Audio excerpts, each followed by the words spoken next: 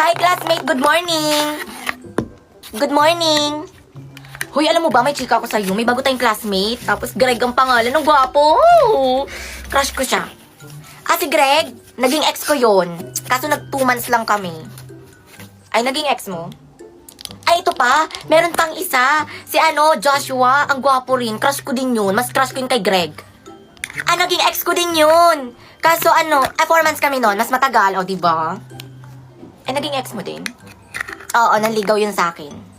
Ay, meron pa pala akong kakilala. Sa kabilang strand naman yun. Kenneth ang pangalan. Yun na talaga yung pinaka-crush ko. Ay, oh my God. Nanligaw yun sa akin. Nanligaw sa'yo? Ay, hindi ko na pala yung crush. Ay, kilala mo si Sir. Si Sir na Science. Oh my God, ang gwapo nun masyado. Mukhang Superman talaga yung mukha niya. Yun na talaga yung pinaka-crush ko.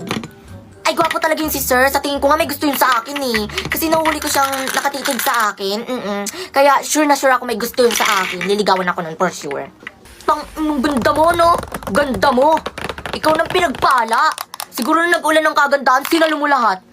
Ukit naman nagbagtik na pipit.